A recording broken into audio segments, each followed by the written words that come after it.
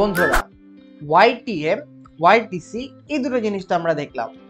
এ পর্যায়ে আমরা দেখব বর্তমান বা চলতি উপার্জন হার, অর্থাৎ আমাদের মেয়াদ পূর্তির ক্ষেত্রে আমাদের আয়ের হার কত সেটা আমরা দেখলাম। তারপর হচ্ছে মেয়াদ পূর্তির পূর্বেই যদি আমাদের বন্ড কল করে ফেলা হয় সেক্ষেত্রে আমাদের আয়ের হার কত সেটা আমরা দেখলাম। এ পর্যায়ে আমরা দেখব আমাদের বর্তমান বা চলতি উপার্জন হার বা যেটাকে কারেন্ট ইল্ড বলা হয় সেটা কিভাবে নির্ণয় করে বা এই জিনিসটা কাকে বলে।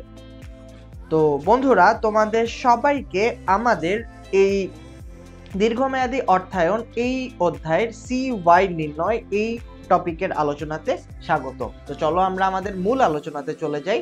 তো এ পর্যন্ত কিন্তু মূলত আমরা আমাদের ওয়াইটিএম এবং ওয়াইটিসি দেখেছি। এ পর্যায়ে আমরা আমাদের চলতি উপার্জন হার বা কারেন্ট ইল্ড সম্পর্কে জানবো।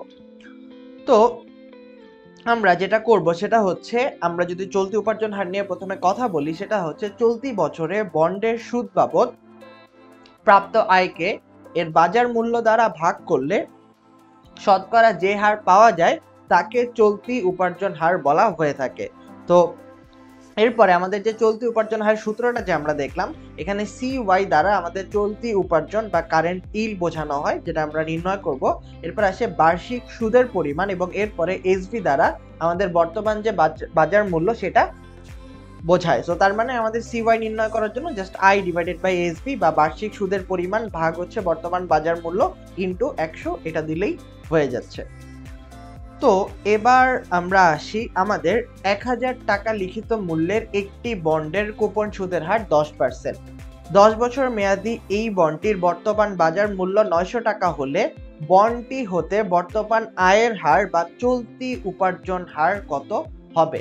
সো এই যে আমাদের চলতি উপার্জন হার বা CY, এটা নির্ণয় করার জন্য আমরা এই সূত্রটা ব্যবহার করব I divided by SV into 100। তো এখানে আমাদের I সমান সমান লিখিত মূল্য ইনটু সুদের হার। তো এখানে আসে 1000 ইনটু 10% সমান সমান 100 টাকা। এরপর আসে আমাদের SV, সেটা হচ্ছে বর্তমান বাজার মূল্য, সেটা হচ্ছে 900 টাকা। তো দেখো আমাদের লিখিত মূল্য দেয়া আছে 1000 টাকা, সুদের হার দেয়া আছে 10%, তো এরপরে আসে 100 টাকা। এরপর আমাদের SV যেটা দেয়া আছে সেটা হচ্ছে বর্তমান বাজার মূল্য, তো এটা আসে আমাদের কোশ্চেনে দেয়া আছে 900 টাকা। তো এবার যদি আমরা ক্যালকুলেশন করি I divided by SV, so I এর মান কত হবে যেটা আমরা দেখলাম সেটা হচ্ছে 100 টাকা এবং SV যেটা SV কিন্তু আমরা দেখতে পাচ্ছি 900 টাকা। তো 100 ডিভাইডেড বাই 900 ইনটু 100, তো এখানে আমরা পেলাম 11.11%, অর্থাৎ হচ্ছে চলতি উপার্জন হার নির্ণয়ে মূলধনী লাভ ক্ষতি বিবেচনা করা হয় না, কাজেই এই ক্ষেত্রে মোট প্রস্তাবিত আয়ের পরিমাণ জানা সম্ভব হয় না। সুতরাং মূলধনী লাভ ক্ষতি সমন্বয় ব্যতীত উপার্জন হার বিনিয়োগকারীকে সঠিক সিদ্ধান্ত গ্রহণে দ্বিধান্বিত করে থাকে।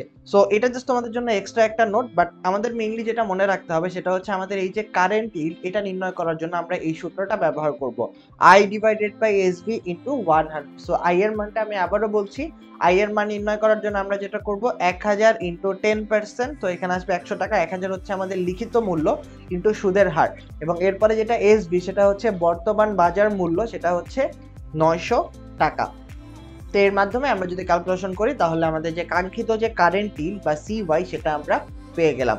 এই ম্যাথটা তুলনামূলক একটু সহজ, কিন্তু এগুলো কিন্তু খুব বেশি ইম্পর্টেন্ট আমাদের এই চ্যাপ্টারের জন্য। সো তার মানে এই চ্যাপ্টারে আমাদের যে আয়ের হার, এখান থেকে কিন্তু আমরা মোট 3টা সূত্র দেখতে পেলাম, আমাদের ওয়াইটিএম, ওয়াইটিসি এবং সর্বশেষ আসে আমাদের CY বা কারেন্ট ইল্ড। এই 3টা সূত্র ব্যবহার করে আমাদেরকে কিন্তু আয়ের হার নির্ণয় করতে হবে। তোমরা, আমি আশা করব পুরো এই ভিডিওগুলো দেখেছো এবং অবশ্যই যেন তোমরা পরীক্ষার হলে উত্তর দিতে পারো। তো এবার আমরা যদি আরো একটি প্রশ্ন দেখি, দেখো এখানে কি বলা আছে, 10 বছর মেয়াদি 12% অর্ধবার্ষিক কুপন বন্ডের অভিহিত মূল্য 1000 টাকা।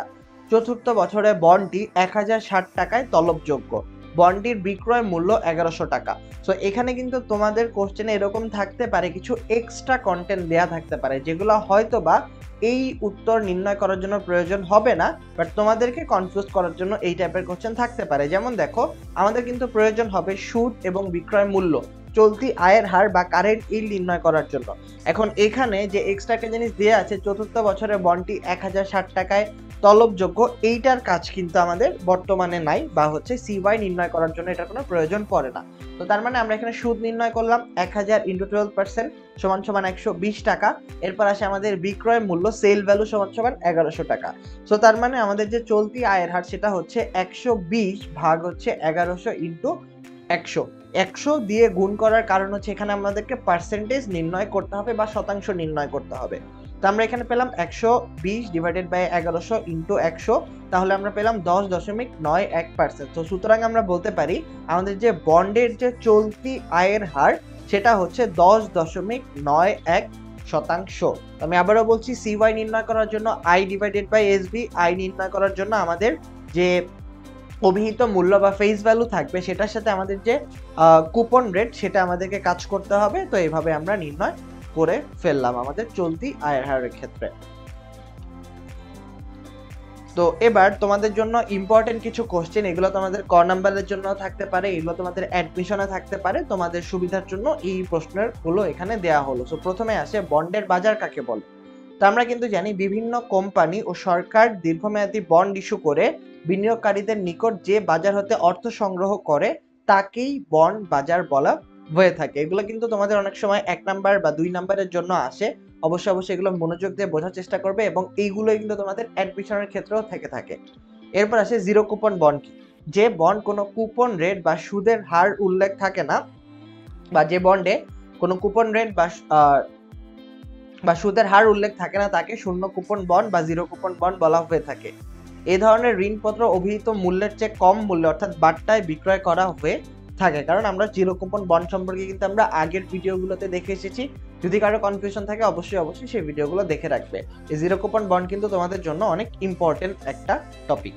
এরপর আছে জাঙ্ক বন্ড সম্পর্কে বলা আছে, উচ্চ ঝুঁকি উচ্চ প্রতিদান সম্পন্ন বন্ডকে জাঙ্ক বন্ড বলা হয়, এবং এরপরে এই বন্ডটা কখন কোথায় প্রচলন করা হয় সেটা বলা আছে। এরপর আমরা আসি আমাদের কর্পোরেট বন্ড কাকে বলে। সো যৌথ মূলধনী কোম্পানি বা কর্পোরেশন সমূহ বন্ড ইস্যুর মাধ্যমে দীর্ঘমেয়াদী অর্থের সংস্থান করে থাকে। বিভিন্ন কোম্পানি বা কর্পোরেশন কর্তৃক ইস্যুকৃত এসব বন্ডকে কর্পোরেট বন্ড বলা হয়ে থাকে। তো এরপর আসে আমাদের রূপান্তরযোগ্য বন্ড কি। তো আমাদের যেটা থাকে সেটা হচ্ছে কিছু বন্ডে, এটা কিন্তু স্পেসিফিক কিছু বন্ডে হয়তো থেকে থাকতে পারে, এটা হচ্ছে আমাদের বিভিন্ন কোম্পানি ভেদে বা বিভিন্ন সময় যেটা হয় যে ধরনের ঋণপত্রের ক্ষেত্রে কোম্পানি একটি নির্দিষ্ট সময় পরে ঋণপত্র ফেরত নিয়ে তার বিপরীতে তাদের শেয়ার প্রদান করে থাকে, এক্ষেত্রে আংশিক বা পূর্ণ রূপান্তর হতে পারে। সো এটা কিন্তু হচ্ছে আমাদের রূপান্তরযোগ্য বন্ড। এখন এটা যে সব বন্ডেই হবে তা না, বিশেষ কিছু ক্ষেত্রে বিশেষ কিছু কোম্পানি এই ধরনের সুবিধা দিয়ে থাকতে পারে। এরপর আসে ঝুঁকিমুক্ত আয়ের হার কি। সো সরকারি সিকিউরিটির উপর সুদের হারকে ঝুঁকিমুক্ত আয়ের হার বলা হয়, কারণ হচ্ছে এই সরকারি যে সিকিউরিটি থাকে এগুলো কিন্তু কোনো প্রকার দেউলিয়াতের ঝুঁকি থাকে না। তো এই কারণে এগুলোকে ঝুঁকিমুক্ত আয়ের উৎস বলা হয়, এবং এগুলোকেই কিন্তু ঝুঁকিমুক্ত আয়ের হার বলা হয়ে থাকে। তো বন্ধুরা, এই পর্যন্তই মূলত ছিল আমাদের এই টপিকটা নিয়ে আলোচনা, এবং এরই সাথে কিন্তু আমরা ওয়াইটিএম, ওয়াইটিসি এবং সিওয়াই এগুলো নিয়ে আলোচনাটাও শেষ করে ফেললাম। আমি আশা করব তোমরা সবাই খুব ভালোভাবে বুঝতে পেরেছো। মনোযোগ দিয়ে পুরো ভিডিওটা দেখার জন্য ধন্যবাদ। নেক্সট ভিডিও দেখার জন্য আমন্ত্রণ জানিয়ে এই ভিডিওটা আমরা এখানেই শেষ করছি।